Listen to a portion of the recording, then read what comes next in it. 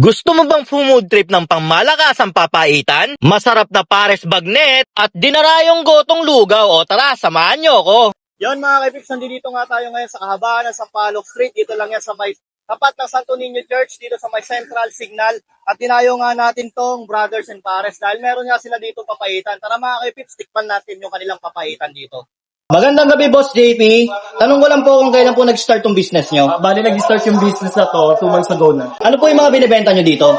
Meron kami ditong bestseller namin is yung papaitan, and then yung pares at goto. Lahat yan, anli sabaw, kasi tabaw. Tuwing anong oras naman po kayo bukas dito, boss? Pag weekdays, nag-open kami ng 5 a.m. to 12 midnight. Pero since peak season ngayon, nag-open kami na 5 a.m. until 3 a.m. in the morning.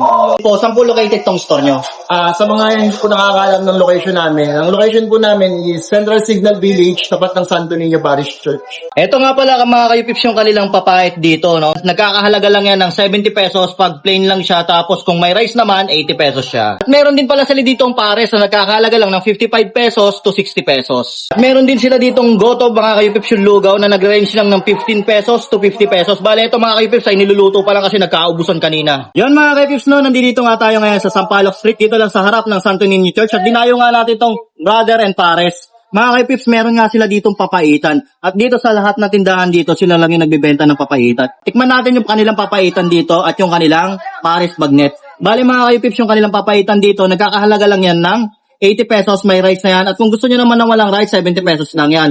Ngayon, dito naman sa kanilang pares, 80 pesos lang din yan. Tapos pag walang rice mga kayupips, 70 pesos lang yan. O paano? Tikman na natin to. Ito yung kanilang papait dito mga kayupips. So, kitang-kita nyo naman kung gaano kadami yung laman. Siyempre, titikman natin to nung papaitan lang muna. Huwag muna natin lagyan ng rice. Ito yung literal na papaitan na ando dun yung asim tapos humahagod yung pait. Ang sarap. Panalo siya. Tapos yung laman niya malambot talaga. Tikman naman natin to with rice. Saktong-sakto din to mga kayupips, pamulutan.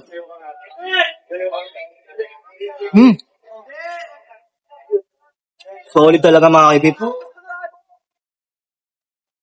Ito yung mga papaitan na babalik-balikan mo talaga. Sa sobrang sarap.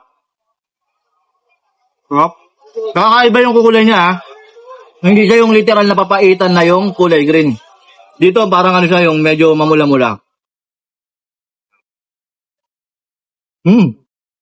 Sarap. Siyempre mga kayupips, titikman din natin yung kanilang pares bagnet. Ito. Tignan nyo naman sa taba. Tsaka yung bagnet nila. Tsaka maganda dito mga kayupips dahil only supreme sila dito.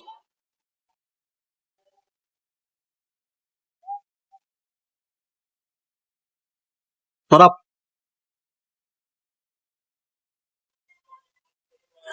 Malinamnam yung sabaw ng pares nila. Tapos may onting tamis siya. Panalo. Bukan natin to with rice. Meron yung pares.